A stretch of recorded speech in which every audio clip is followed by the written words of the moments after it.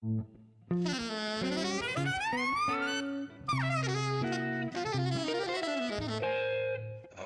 Jazz.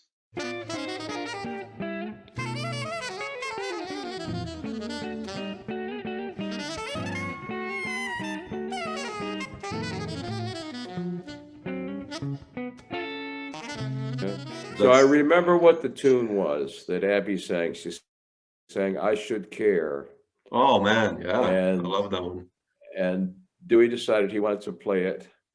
And then the wonderful, when he went to Europe, he would use the wonderful Italian pianist Rita Marcotulli. Yeah, sure, I love her. Yeah. And Rita had some wonderful chords to that song. But the other story about that tune is I was actually in the Village Vanguard one night with Dexter Gordon. And it was before they banned smoking. So you're in the Village Vanguard just completely awash in cigarette smoke, right? And Dexter Gordon did that thing where he holds the horn out in front of him, right? And he recites the lyrics of the song. Wow, man. And that Centaurian sort of baritone voice of his, very slowly and carefully. I should care. I should let it upset me. I should care, but it just doesn't get me. Then he sang the whole song. I mean, he didn't sing it. He recited the whole song like that. And then he played it. Man. And you were then there. I was right in front of him in the audience. In front of it. Oh, okay. I wasn't playing with him. No, but he, then he almost got an Oscar. He got nominated for an Oscar for that Around Midnight movie. Yeah. Bizarre. I mean, yeah, amazing. Amazing, man. Yeah, I mean, it's just like when I've talked to so many guys you've played with, and I have you on so many records, and it's incredible what you've done. And it's more than 50 years of a career almost, right? It's even more. Very strange career. When I was 19 years old, I got a chance to go to Stockholm, Sweden, and play with George Russell. George, yeah. Which was an amazing thing. I'd only been playing the bass about 4 years, and we made like a double CD recording. As it later turned out, it was before CDs, right? Yeah. But live in the Beethoven Hall in Stuttgart, Germany. I mean, I was living the dream. I had no idea that I wasn't supposed to be able to do this. But the big thing that happened to me in that year was that I met Don Cherry. And that completely changed my life at age 19, to just be in the presence of this human being that ate, slept, lived, breathed music every second of his life. Absolutely unbelievable. We were on the train. We took the train from Stockholm to Stuttgart. Oh man! Wow. The 36 hours, right? I think it was the sleeper down to Copenhagen, and then pretty much another whole day to get to Stuttgart. And Don, of course, taught me to drink cognac with my coffee in the morning on the train. Thank you, Don. But that was an amazing. But then what happened to me, I was so confused and had no idea what I was doing and didn't have much self-esteem. And I had promised my very authoritarian father that I would finish college. So I took that year in Stockholm and I played with some wonderful Swedish musicians. Lars Werner, who was kind of the strange bad boy of Swedish avant-garde, although he could play like Bud Powell. It's amazing. I don't know if you've heard of him, Lars Werner. No. Yeah. Oh, yeah. Anyway, and Don and George Russell, and we made a lot of recordings for the Swedish radio of almost all of George's music. Oh. I got to play with Jon Christensen. Really? George, which Oh was man. the thrill of a lifetime. Jon Christensen in 1965. He played with Dexter for a week at the Yeah. Golden Circle in Stockholm. I mean, you could say that Niels Henning Ørsted Pedersen was the greatest jazz musician in Europe at that time, and you could probably make a case. I would say that Jon Christensen was perhaps the greatest jazz musician in Europe at that time, simply because the drums are so important. There's so much weight on the drummer's shoulders. I can play fantastic. If the drummer's mediocre, the general sound of the music's going to be mediocre. Jon Christensen had absorbed the entire, like Philly Joe Jones language. Unbelievable. Unbelievable. What a beautiful man. And it's kind of tragic what happened with him. But I mean, I saw him throughout the years. I mean, trio with John Abercrombie and Paula Danielson, unbelievable. Unbelievable. Yeah. And Garber Records and everything. I mean, yeah, exactly. Man, exactly. Yeah. One of my favorites. Then of course, with Keith. Keith, of course, yeah. So, man. Well, I didn't Christensen, know. you know, God rest his soul. What a just amazing musician. Yeah, he's like the drums of ECM, you know. When I hear his cymbal, it's like that's Jon Christensen, you know. It's like you hear two just like Yep. You know, yeah. Quite true. Yeah. He changed the sound of that label. Actually, I mean, he is the sound of the label in the 70s and 80s. I mean, yeah. Wow. Yeah. Remarkable. True. How did this Stockholm thing happen? Actually, did George contact you, or like how did you actually enter? You know, these things happen in such, you know, you'd never imagine how they'd happen, right? So I was at, and it was the other wild coincidence for me was, I mean, how long do we have today? Because this could go on forever if you want these details. If you want these little details from early life. I mean, come on. So my father put so much pressure on me. He needed me to go to an Ivy League college. And he wanted me to go to Dartmouth College. I don't know if you know about these places, because he went there. And meanwhile, they kept bringing me to New York. And I was in New York as a teenager. You know, I got to go to Birdland. You know, I saw just a fair to Midland double bill of Mingus's big band opening for Train's Quartet. Oh, come on. Seriously? No big deal. Are you kidding me, man? It was unbelievable. Oh shit, man. So I had to go to Columbia because Columbia is the Ivy League school. That's in New York, right? And I got in, and he had to let me go there. But then my parents thought I was too immature to be in New York at age. I was only, how old was I? I was 17 going on 18, and so somehow they found me a student exchange program in Stockholm, which made no sense at all. But there was this organization that would take me in Stockholm for a year, not possibly having any prior knowledge of a single word of the Swedish language, which made no sense at all. But I did it, and it was, of course, an amazing experience. And I wound up being fluent in Swedish by the end of that year. Oh, wow, man. Wow. Well, I you know, I had a eureka, I had a revolution. I said, listen, you have this chance to get inside a different culture, but you can't do it if you don't learn the language. They actually found a school for me to go to in English, which they had to. It would have been impossible to sit there in one of these high-powered Swedish gymnasiums, you know, high school, college, you know, ridiculous. Anyway, so then I came back and went to Columbia the next year. So now we're talking 63 to 64, now 64 to 65. I went to Columbia, and I was a freshman, and there was a junior there in his third year, a trombone player and composer by the name of Brian Trentum, who was quite an amazing musician. And he was David Baker's big student. David Baker was George Russell's trombonist early on, and went on to become this, you know, the dean of all jazz educators, David Baker at the University of Indiana, right? And but then he had some kind of strange car accident or something, and he hurt his mouth, and he couldn't play the trombone anymore. So he learned the cello.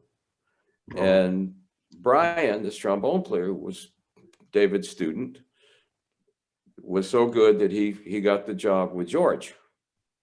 So he had done a few concerts with George in the States, and then George had gotten this big offer, I guess, from the Swedish radio or something, and he'd married a Swedish woman, and he wound up being in Stockholm.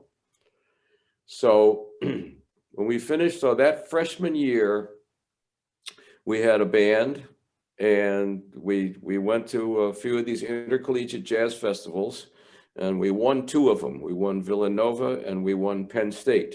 And at Penn State, we had to play against the bands that we had won Villanova. We had to play against the 2 bands that won at Notre Dame, which is, of course, the big intercollegiate jazz festival. And I think one in Oriad in Kansas. And that band was the band with Randy Brecker and a bunch of people from IU, Indiana University.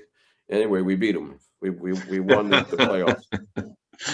Okay. And the judges were Dan Morgenstern, Benny Golson, and Kenny Burrell.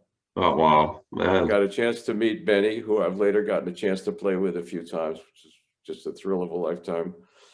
And so that summer, talking 65, George asked Brian to come to Sweden and play with him. And he said, okay. And I was working up in the Catskill Mountains at a resort in New York. And this was sort of a place where you could go, and if you could put together some jazz guys, you could play, the shows at night, and you could work on your jazz in the daytime. It was like a training ground. It was a great thing. So Brian, this trombone player, talked George into asking me to come over. He didn't pay for me to come over. My parents did. But so meanwhile, what was happening? I was going back to a place where I just spent 14 months. I spoke the language, where, like coming to a second home, right? And then George had this one really big gig, which was in September. And this was at this big live concert that was going to be recorded with, what was this guy's name? Big record producer and critic and writer in Germany, who's probably, it might come to me, this guy's name. And, the first thing we did was we played in the Molde Festival. Time, Norway at that time was very small. They had no airport. You had to get there on a hydrofoil. So they said, well, you can't bring your bass. We're only having one bass. The other guys, there's going to be 2 bass players at the festival. The other guy's going to bring his bass. So there were 2 19-year-old bass players at this festival. Who was the other one? Let's see. Arild Anderson? No, he's younger. Too young. Too young, yeah. Wait. Ballou, also too young. Because Dexter was there. Who was playing with Dexter? Oh, shit. You got it. Niels Henning or Niels. Oh shit, man. Yeah. Oh fuck. Yeah. So I'm sitting there 4 years out with the bass, listening to this guy scraping my jaw up off the floor. Was remarkable. So it was mostly like a jam session type festival at that time. Small, so they had brought Donald Byrd, who was on tour, and Booker Ervin. Oh wow, man, really? And of course Albert Heath was playing with George. So I got to play with Albert, which was amazing. I think Albert listened to me and looked at me and said, "Who is this little young whippersnapper?" But I guess I did okay. We have a good relationship now. We always make fun of each other and curse at each other in Swedish, because he lived there a long time too. But so I got to play with Donald Byrd, who was one of my big heroes. I had this Jackie McLean record called New Soil with Donald Byrd on it. Incredible record. Yeah. And And Niels Henning was playing with Dexter and Lars Gullin, the famous Swedish baritone saxophone player. Oh, no, that's the other one. Yeah, okay, Yeah, and I was playing on Niels's bass. He was a very sweet guy. We talked, very conservative human being. He said, "Yes, I'm going to play in the Swedish, jazz radio jazz band, and then I'm going to retire, and I'm going to." I said, "Listen, man. No way that's all that's going to happen to you. Let me just promise you." The rest is history, right? Yeah. Absolutely. Man. And then we went down and made this record, and then it turned out that George was kind of too expensive and didn't have that many more gigs around Europe. So I was kind of playing with local guys in Sweden and playing with this guy Brian Tredham with like trombone trio, trombone, bass, and drums, with various Swedish guys. And I had another beautiful year in Sweden. But then when I had promised my father on a stack of Bibles that I would finish college, then I had been living the dream for a year, kind of a mini star in Stockholm, right? But then I came back and And then when I graduated college in '69, every male person was going to Vietnam. Oh shit, yeah, exactly. That particular moment. And it was before they had this lottery thing. It was like an in-between. Everybody was going. But the mayor of New York had a deal that if you'd like to teach school in New York City, they badly needed teachers, then you wouldn't have to go to Vietnam. So a bunch of us from Columbia went up, 30 blocks north to City College in New York, because they had a bunch of courses set up. You get your teaching credits. We had our Bachelor of Arts degrees, and didn't prepare me one whit for what I was going to face, teaching elementary school in the worst urban slum United States of America for 3 years. Oh man. Got my butt kicked pretty good. And so now we're up to whatever it is, 72. And then I said, all right, let me try to play let me see if I can play again. Let me see if I can make a living as a jazz musician. So in between, you didn't play actually in New York. I mean. Oh no, I played as much as I could. I was in,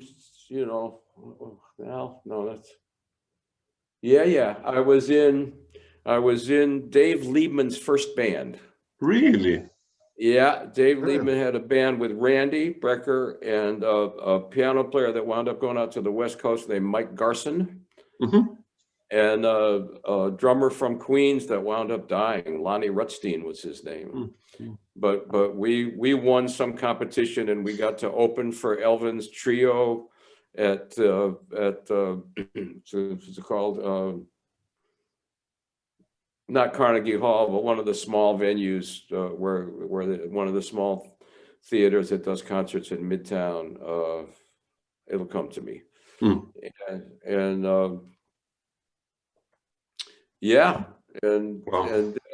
then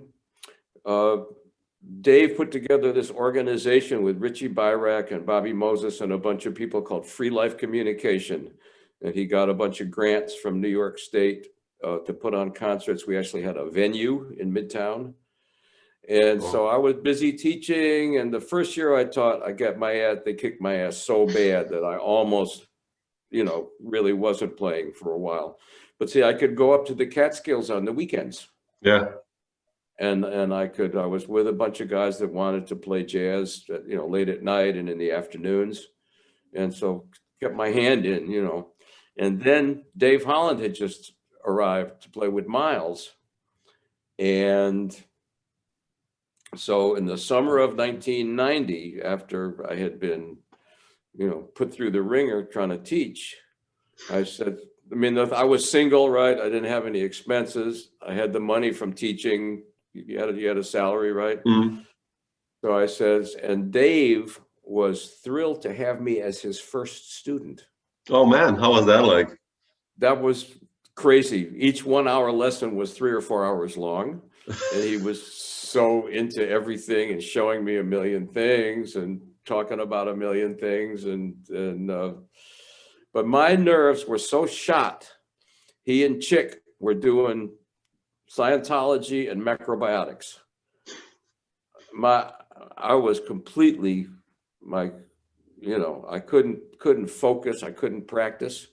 So he got me involved in the macrobiotic diet, which I think saved my life at that moment and allowed me to really start working on the bass and practicing. And that relationship with food and how food affects you physically has been with me my whole life. And I think whatever good shape I'm in, I just turned 76 the other day. Yeah, incredible. Yeah. Really, I have to thank Dave Holland for that.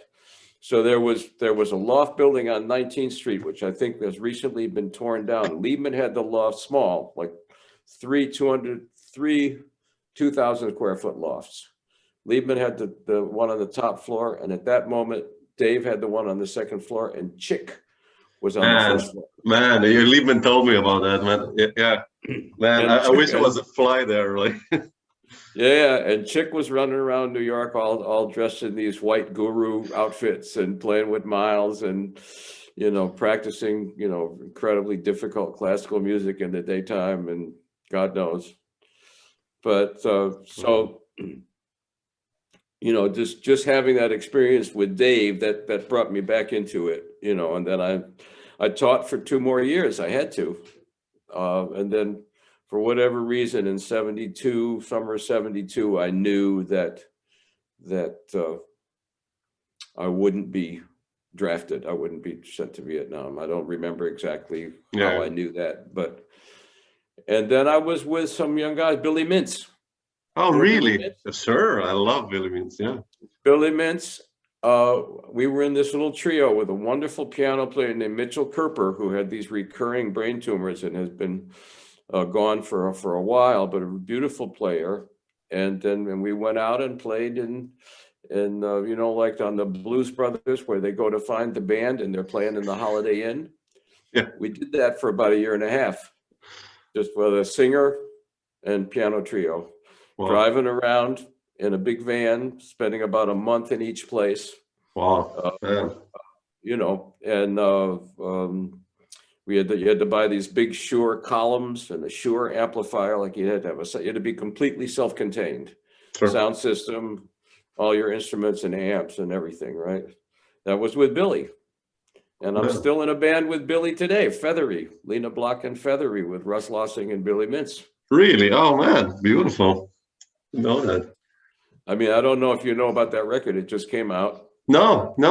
I mean, I know Russ. I mean, I follow Russ quite a lot, and Billy. I know, with Malaby, he's done a lot of stuff. And oh yeah, sure. Anyway, so that's kind of that was my early days, and I kept going, and it took me about 3 years to work my way back into the real jazz scene. And wonderful pianist Hod O'Brien had a club. He had a little club for a few years that didn't have a chance of succeeding. It was on the corner of Leroy Street and 7th Avenue South, across the street from where the Brecker brothers had their club, which I can't remember the name of even. Oh, 7th Avenue South? No. 7th Avenue South, yeah. Yeah. And so that was like another little graduate school for me. It was with Hod wanted to play, so he wanted to have like a house rhythm section, and he picked me to play bass and wonderful Beaver Harris. That's how the connection with Archie then happened, or? So meanwhile, Jimmy Garrison had gotten so sick he couldn't play, and I had no idea that Archie was such a huge star in Europe. So Beaver actually got me into Archie's band, and I'd been playing in Beaver's band a little bit, and I'd been got a chance to meet Don Pullen through Beaver's band, the 360-degree music experience. So Beaver was so important to me and such a beautiful mentor. So that summer of 75, so I had played like the first half of 75, 5 nights a week in Hod's little club. And Chet Baker and Bob Mover came, I think, every Monday and Tuesday. And then they they played this other club called Strikers Pub up on 86th Street uptown. I think on Wednesday and Thursday. I can't remember if they were there Monday and Tuesday and with us Wednesday and Thursday, which way it was. And then on the weekends, on the Fridays and Saturdays, Hod would bring in Pepper Adams, Charlie Rouse, Al Cohn, Zoot Sims, but separately, Jimmy Jufrey. Oh, So really? Oh, man. So Wow. it was like a graduate school for me. I'd go to get a beer, and Beaver would say, "Don't drink that beer. You didn't know that tune. What did you got to focus here." And then so that summer came along, and a couple things happened. Sheila asked me to make a record with her. She had actually asked me to do the bass and voice with her, and I knew I wasn't ready. Too heavy intonation. Oh, the confirmation record, right? With Alan. Confirmation record. record. I love that one. Yeah, with Beaver. Yeah, sure. It's a great record. It's a beautiful record, man. And so that I thought that was earlier in the summer, but it was in June. It was right before I jumped on the plane to go play Montreux with Archie. Yeah, I wanted to ask you when that happened. Yeah, exactly. Yeah. And I had no idea Archie was such a big star. So he was going to make 2 recordings for Arista. Clive Davis had just left Columbia, and he wanted to have B-Jazz be part of his label. So that was Arista Freedom, with the Freedom, I guess, is a British label at that time. So it was Montreux 1 and Montreux 2. The classics now, yeah. 2 separate LPs. You can still see that on YouTube. Watch me with the cigarette hanging out of my mouth, huge beard, like living the dream, right? And then the next summer, you can see me at Montreux with Art Blakey. Art, yeah, I love that band, man. That's one edition of Art's band that I wish was around more. It's also like a tape from Umbria Jazz when he played in Italy. There's the whole concert. Yeah, I love that. And there's a couple of tunes from Montreux. Along Came Betty. Yeah, with Mickey Tucker and Bill Hardman and Bill Hardman and Davey Schnitter. Yeah, beautiful band. Yeah. And the Umbria one, I'd been in the band about 2 weeks. I was reading the music down on a chair, and I had my Jimmy Garrison T-shirt, which I had made. Wow, oh man! How did this gig with Art happen? By the way, I mean, how did that one come along? Listen, man, we'll be here forever. Oh no! Come on! I'm a kid. Sandbox now, enjoying it. I mean, okay, so the summer of '75, I toured with Archie. It was insane. Elvin had a little problem in Italy. I think he had thrown a hotel room into the ocean, and so he had lost a tour that was being promoted by this fledgling, really notorious agent in Holland named Wim Vicht. This guy would sell his grandmother for a penny. I mean, if he could, he would put everybody on a weekly salary. If he could book you in Stockholm on Tuesday, and in Oslo on Thursday, and in South Africa the day in between, and make 1 penny more than expenses, he would do stuff like that.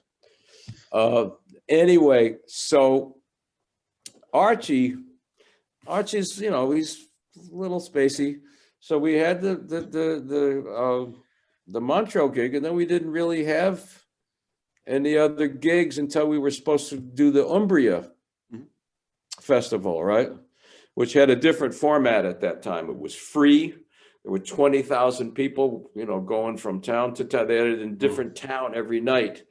And they had it, Branne, your boy Branne from Maribor. Yeah, he's a friend of mine. Oh, he would always come. He owes me money. Shit. He stayed in my apartment. Okay. And ran up a huge telephone bill talking to his girlfriend, who now is married to this Spanish guy and lives in Nyack, New York, 20 minutes from me. Man, I'll tell him this when I see him next time. You can't make this stuff up. But No, anyway, man. so the Umbria was organized in. They'd have 3 or 4 bands for 3 days, and then 3 or 4 other bands for 3 days, and it's in 6 towns, right? So anyway, but I'm losing my thread here. So the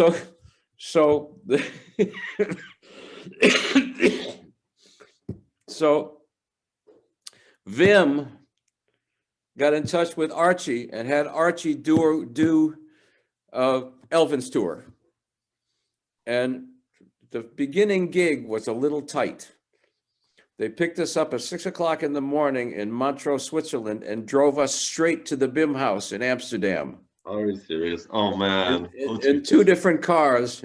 And Beaver was in the back of this van with me saying, human beings must pee, human beings must poop. Of course, he used a little bit more graphic language than that.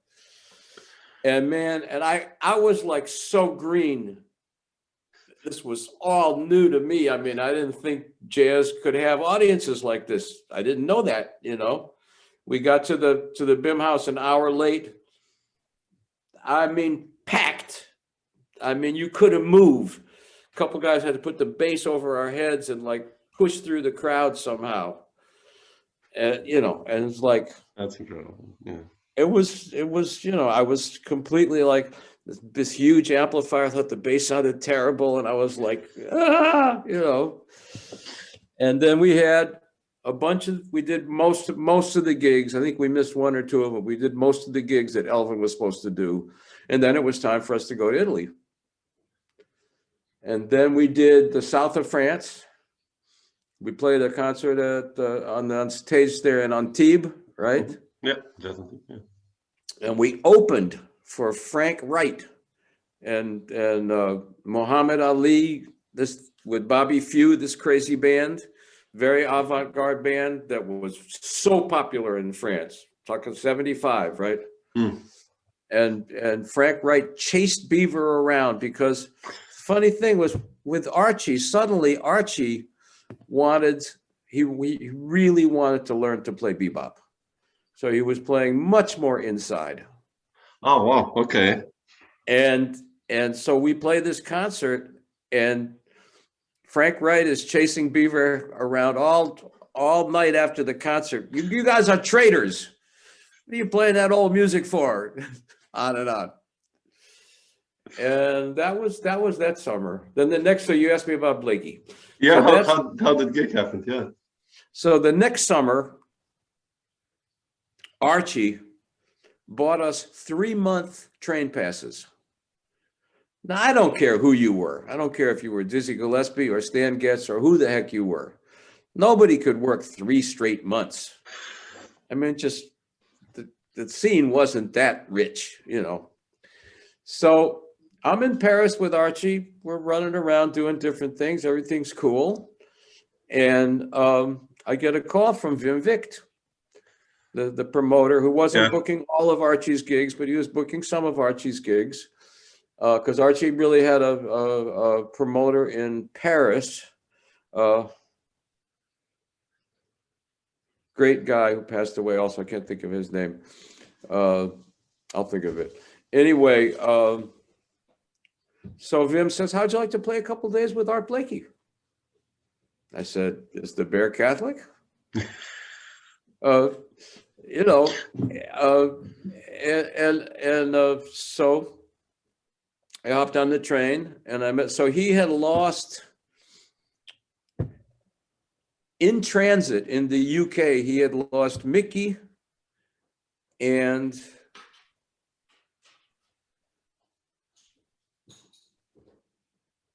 the road manager. I think that was it. And they got picked up for what turned out not to be cocaine, I think. But they got waylaid in the British Isles for 3 or 4 days. So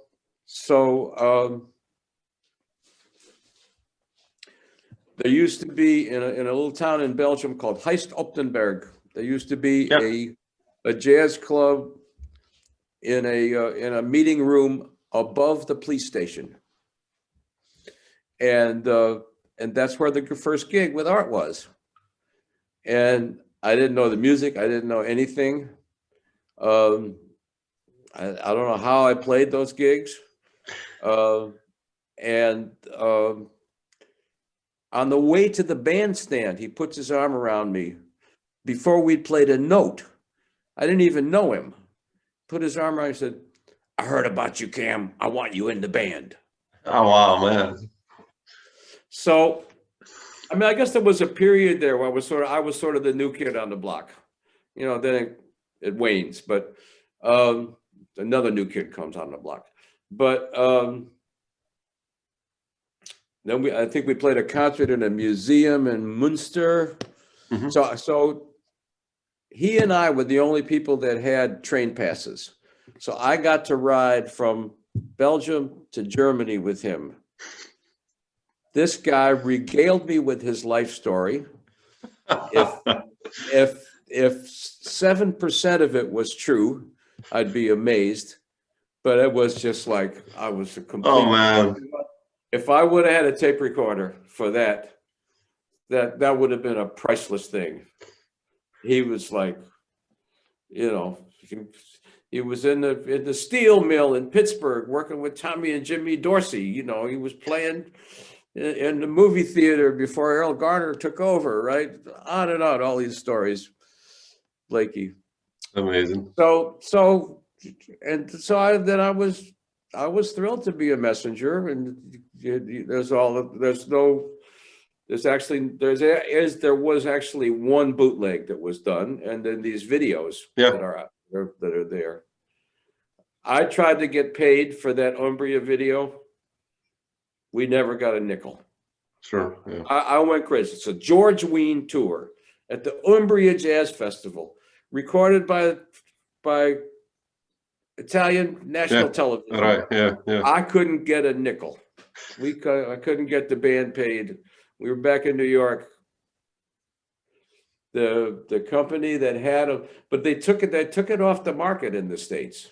Maybe as a result of that, you could still buy it in the DVDs in Europe, I think, but I think they took it off the market in the States. Because I was like, come on. Yeah. What is this? Sure. Yeah. I mean, yeah. No, incredible. Yeah, incredible. Yeah, I mean, yeah. That's, you know, so yeah. Yeah. What more do you want to know about? No, yeah. I mean, no, but you mentioned Don Pullen before and Dannie, and you know, I think that Dannie must have been really important for you. When I listened to those records with George and Don, it's one of the best bands. I mean, Don definitely. Everybody loved that band. Yeah, I mean, like, how did you land? Okay, if you told a beautiful story getting the gig with Art, how was this with Don and George? So that summer of '79, I was going back and forth like I was new kid on the blocking, and went over, got brought over to Europe with Enja and made some records with Mal Waldron and Tara Masahino. Man, I love this guy. Yeah. Who was, you know, such a huge star in Japan and wound up with a late night TV show and all this stuff. But he couldn't do anything under his own name. So we did it under the name of an American piano player, Bob Deegan, lived in. And Mal Waldron. We did this Mal Waldron sextet with Steve Lacy. Yeah, Moods, that's the record, right? I love that record. That's a beautiful record. So you know a lot of stuff. You know a lot of stuff that happened. Meanwhile, so summer of '79, Mingus had passed away in January that year, right? And I remember Dannie had played the Vanguard with the guys who had been with Mingus with Gomez. I think maybe in June of '79. So, but I was doing a lot of playing with Don, with Pullen. And I got a call. I'll never forget where I was and how it felt. And I did not know George or Dannie. I had never met them. And Don said, listen, I want some of this band's music to be a little more avant-garde, and I think you could do both things. You could cover the inside stuff and the outside stuff. And I had no idea what would happen, but I had a feeling that this was going to be what it turned out to be, like the band of my lifetime. I mean, just the thrill of, and I mean, that band worked all the time. That band worked half the time, literally. I mean, we did 3 or 4 European tours a year. Oh wow, man. Yeah, that's 2 or 3 European tours a year, a little bit in the States, Japan. That band was working. And we did 3 or 4 weeks in the Vanguard every year. Just a remarkable situation. And to have that mentorship with Dannie, working with him. And it's very interesting, the dynamic of the band, because George and Don were the co-leaders. Dannie, in a way, should have been the leader, right? So it's like, so Dannie and I sort of get thrown together in some way. I really don't know how the money went. I don't know if I got less than everybody. You don't usually, get to find that stuff out.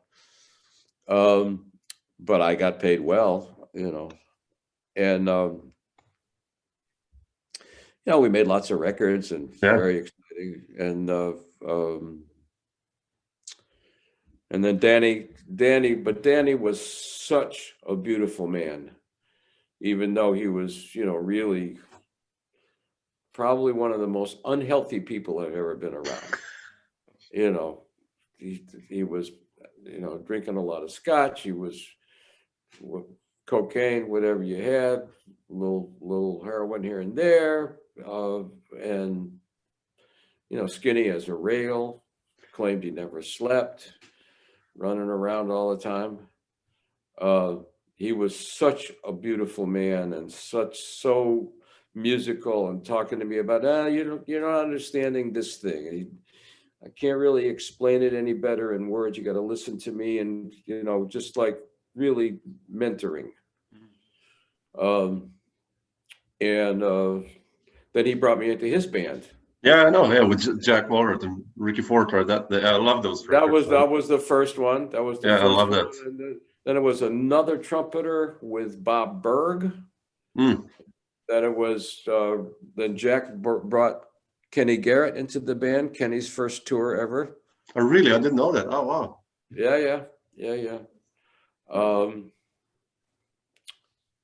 But I think the band with Ricky and Jack and Bob Nellums did all the recording. I don't think those other 2 bands got to record, maybe. So I was working with Dannie every which way, right? It's amazing the chemistry you got together on all these records. I mean, it's just. Well, it was just so special to get to have that experience. Yeah. Cameron, I wanted to ask you about one thing, because about Here and How. Yeah, Here and Now. Here and Now. I didn't name it that. The record guy named it that. Here and How. But how did that one happen, and how come you didn't make? I mean, I love that record, Art Deco by Don and your stuff, and like, how did that record happen, and how come you didn't make more records as a band leader, or did you not want to pursue that side of your? It's a good question, Samo. I don't really know the answer to it. What had happened was there was this little organization in Belgium. 2 beautiful guys, Jos de Mol and Yes, them all. Yeah, sure, I know. Yes, yeah. And the other guy was not Rick. No. Huh? Rick? No. No, Rick was the guy that had the club in Bruges, right? Bruges. Yeah. But the money guy was a guy who was a big PR guy and got really these big PR gigs, like being the PR director for the Yellow Pages or some big car company. If you said the name, I would know it probably. Yeah, but No. But Joss and His name will come to me. Anyway, Joss, I'm more in touch with Joss because he's still maintaining the Jazz Halo website and stuff, right? But so what had happened was they wanted me to do some recording with some of their people. They had money and they were, you know, so was a guitar player named, oh my God, forgive me,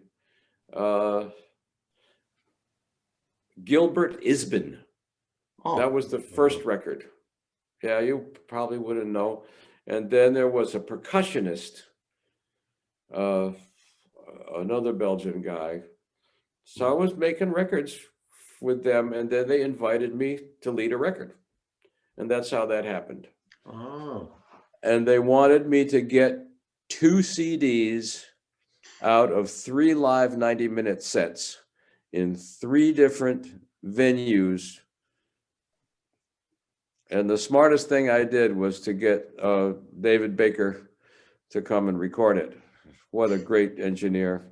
Still very angry at David because he died right before he was supposed to do the Sheila Jordan and Cameron Brown Celebration record. Yeah, I love that. Yeah. Come on, David. Fooling around. Anyway, so this was an insane thing to try to do. Sheila warned me about Dewey. You know, Dewey was always on the edge of alcoholism. And he had a crazy year where he got prostate cancer, he got married, certain tunes he refused to do, certain rehearsals he refused. They paid us a lot of money. They paid us for rehearsals in New York. Oh, wow, man. I realized at a certain moment that I had to add somebody, and I chose Dave Ballou. Yeah, I love Dave, man. That was such a nice choice. Oh, he sounds beautiful. Well, and then what happened was Dewey was so drunk the first night that I had to let him go. So the second 2 concerts was this quartet with Dave and Sheila. And then our friend, the drummer, wasn't much help either. He's kind of crazy. What's his name? On that record? Leon Parker. Leon Parker. And so I couldn't figure it out. So finally, when I got all the 2 nights and listened to them, I realized that there were a couple of things that Dewey was on that I could use. One thing, even though he was so drunk, my song For Dad and Dannie. Yeah, I love that one. Yeah, he played the shit out of it. Yeah, such a nice ballad. He played the shit out of it. And then he did, what was the other one that he did he play on Art Deco? I think so, maybe. I think so, yeah, he plays on it. And then the ballad, right? For All We Know. Yeah. For All We Know. And then, so somehow I was able to cobble together the 2 CDs worth of material. It was hard to get the record company, the Omnitone, to put out the second one, but they finally did. And I mean, I like them both. Real live jazz boy, I'll tell you. But did you continue leading your own bands afterwards, like for gigs and stuff? Yes. But I never got a chance to really record again. I have a concert from about 10 years ago that I will get out. I got to raise a bunch of money. It was recorded with 1 mic, and it's so good. The band played so well. It's Russ Johnson on trumpet, Jason Rigby on tenor and soprano, and Lisa Perrott on baritone and alto, playing a bunch of my tunes. We play Double Arc Jake, Don's tune. Who's on drums? Who's on drums? God. No, it's okay. No, it's stupid because Tony Jefferson. Tony Jefferson. I will get this record out, Samo. Yeah, beautiful, man. Yeah, I mean, I love. But it's just the quality is going to be not so great, but it's really good, and it's live, and was recorded with one mic hanging from the ceiling in a loft on the Lower East Side. But still beautiful. Yeah, come on. Yeah, we need this music, which is yeah. lying in all your archives, and you know. Yeah. It's so important to get it out there. So you know, and then I don't know, getting a chance to play with Billy Hart has been very special, with Marco Tamburini in Italy, with Niels Vincents in Denmark, and what about Ed Blackwell? How was that like for you? I mean, Ed is for me like, you know, one of the best drummers who ever lived. Like, how did that story with Ed happen?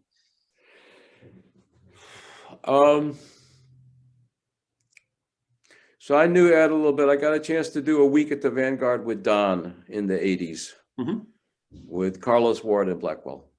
And I think I was so nervous. I don't know, but I have nothing was released from there, but I have some of it got recorded. Oh wow, man. Playing with Blackwell was like the easiest thing in the world to do.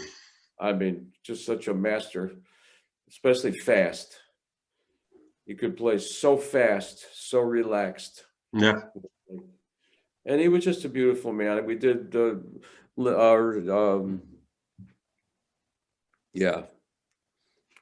Blackwell was very special. I didn't get to do that many things with him. I did a few things with him with Jane Ira Bloom. Yeah, so such a. But I mean, I knew him. I knew him well. Man. We did a concert. We did a concert up in Amherst where he lived with Dewey. Did a few little gigs here and there, but so special, Blackwell. Yeah, but with Dewey, you started playing only. Did you play with him already before, like this late '80s, Living on the Edge period, or did you already guys played before? Okay, so Living on the Edge was the quartet with Jerry and Eddie Moore. Yeah, and then later it's with Matt Wilson and Rita. Yeah, and we had done a tour, quite a big European tour, because the Saudades, the big touring company, they were quite loyal to Dewey, even though Dewey didn't really draw, the kind of audiences. It was hard to book him. We did about every year and a half a tour with him. But I was with Dewey for 9 years. Man. So I think Living on the Edge was 89, I think. Yeah. Yes, and that was the year that the George Adams Don Pullen band ended, and then Dewey was very happy to get me. So I've been wanting you in my band for years, and so. Oh, it's amazing, man. Yeah. Wow. And then with Leon, with Leon was in the band with Joshua, and we made that record Choices, which I think is a good record. Yeah, that's a good record. Yeah. For Enja, I mean, Dewey was crazy. He refused to play the tenor saxophone on the same track with Josh. Come on, Dewey. Stupid. He plays alto, right? You know the record, right? He plays alto on the 2 free songs. And then each guy takes a solo on a ballad, and then it's the shanai, it's the Chinese flute, right? It's probably. So I don't know, but I love Dewey madly, but he was kind of crazy, so when I had to fire him on my gig, then he fired me, right? And I tried to pay him all the money, he wouldn't take it. He said I'm on 1/3 of the record, so only pay me 1/3 of the money, something like that, or maybe he didn't play on. Did he only play on 2 tunes? I'd have to run up and look at it. I think he's on 2 or 3 actually. Yeah. I think he's on 3. I think he was on half the record, and I paid him half the money. He wouldn't take the other half of the money. Dewey's like, amazing. Okay. Yeah.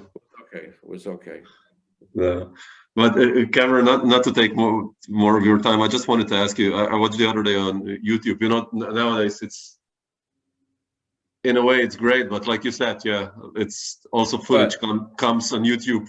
You know, of older footage. But there's like a new one of you and Sheila Jordan that you did like March this year in Soapbox Gallery.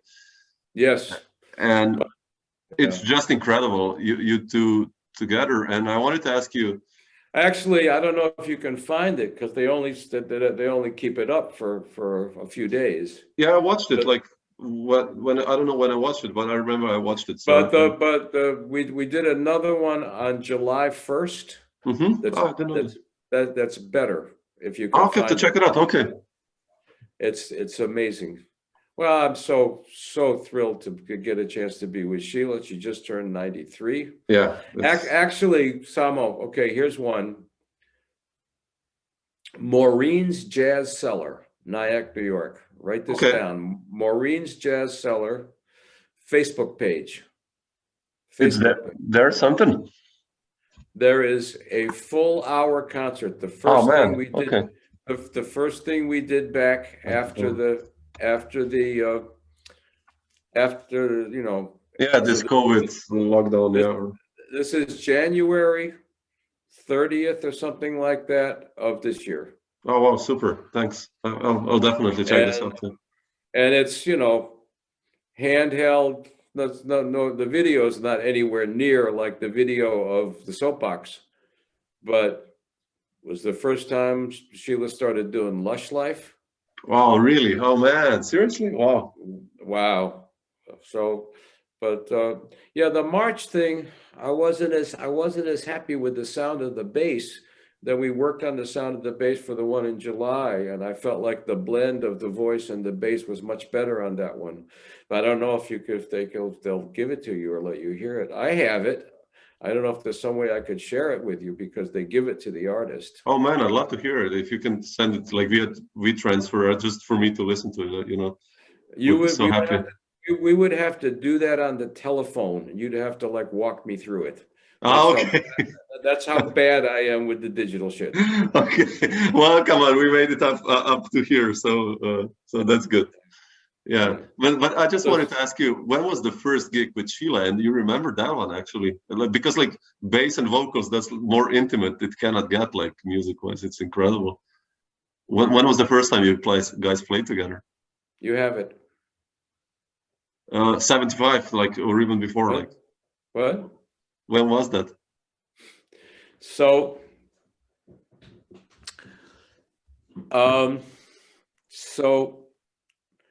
we were rehearsing for my project, right? For the Here and Now project. Okay. But we knew that we wanted to launch the duo. We had made a commitment to each other. Sheila had asked me to be her new duo partner because when Harvey left her, she was absolutely decimated, and then she wound up doing duo with Steve Kuhn. But the bass is what she loves. She loves doing it with the bass. So what happened was at one of the concerts in Belgium, somebody dropped out. And Justin Mall said, why don't you guys do the duo? Okay. So I've grown accustomed to the bass. Yeah. Is the very first time that we performed live. Oh wow. Oh man. Okay. Wow. Beautiful. And Sheila liked it, and she wanted to put it out, and the high note guy, Joe Fields, put it out. Yeah, beautiful. And I'm not super happy with my playing on it, but it's so nervous, man. Just like so much to think about when you're doing that stuff. Yeah, but now I'm more relaxed with it. It's I love it so much. Just to get to do it with her is so special. Yeah, it sounds special. Yeah, I mean, incredible. Yeah. Cool. Great. Any other questions? Yeah. No, it's okay. Come on. I have no idea what time it is. The night fell here. Yeah, here it's 11 already, so it's cool. But yeah, thanks for sharing. Here? What? Then it would be at your place 5, I No. guess. 5. Yeah. So we've only been talking for an hour? Yeah, see? And you were worried when I started to go into detail. Well, you got pretty much, you didn't get the really early story of how it became possible for me to play the bass, which is another completely crazy story. How was it? You feel like sharing that one, or please? I'll try to do it really quick. So I'm in high school, right? And my first instrument was piano, classical piano. Oh, really? Oh. And the teacher that I got, I asked my dad if I could play the guitar, and my father was such a crazy perfectionist. He took me to the solo harpist in the Detroit Symphony Orchestra, who said, yes, I will teach you guitar, but you have to play piano for a year first to learn both clefs and learn music and get a grounding. The piano teacher that he sent me to, this guy was magical. His name was Lawrence Lagore. I looked up 2 years later. Music had become this like safe haven, like just completely stress-free zone for me. And I said, guitar? Who wants to play the guitar? Meanwhile, in junior high school, the band director came around and said, who wants to play clarinet? Who wants to play trumpet? And I raised my hand for the clarinet. So I was playing. So then we moved out of Detroit to a suburb, which was very traumatic. And I was playing clarinet in the marching band and, you know, in the concert band in the high school. It was a big suburban high school, very rich area. And some upperclassmen wanted to form a dance band. This is pre-Beatles now. We're talking 59, 60, right? They wanted to form a dance band to play for proms, junior proms, senior proms. And there were no boys playing bass in my high school. Three girls were playing bass. So I got introduced to the bass because of sexism. Otherwise, I may well have never touched a bass. But I was always attracted to the basses. Junior high school, kind of looking at them.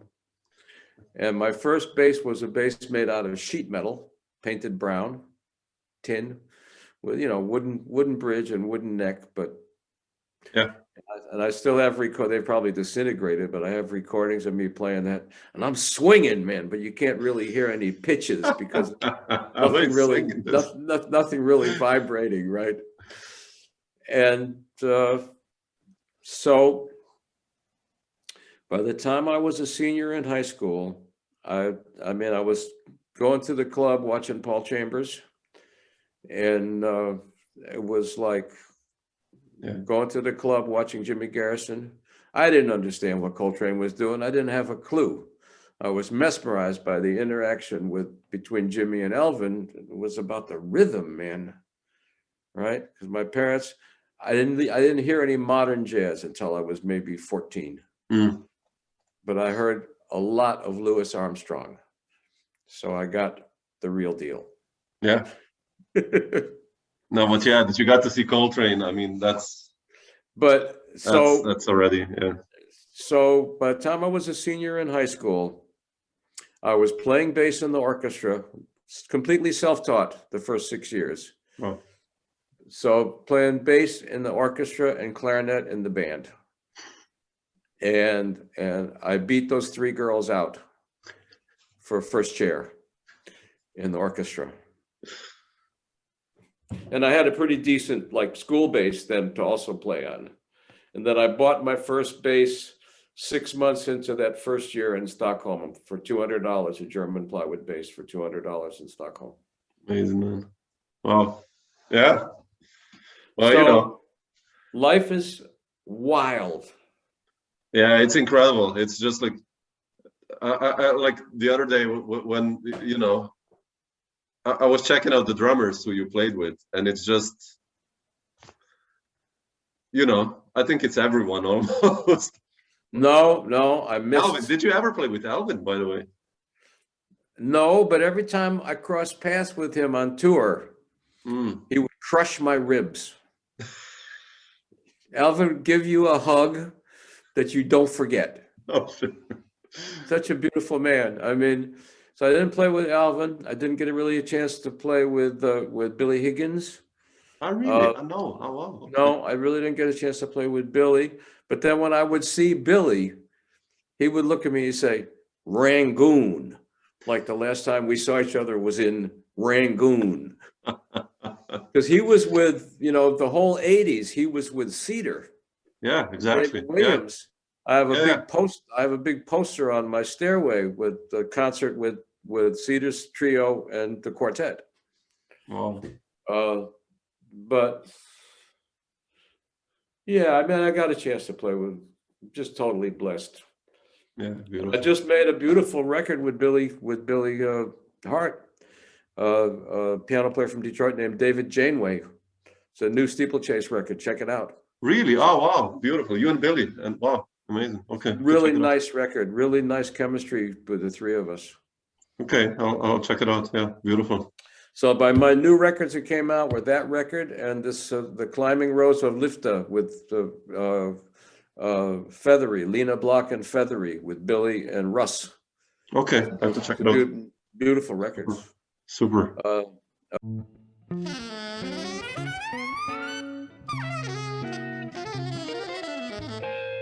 Dr. Jazz.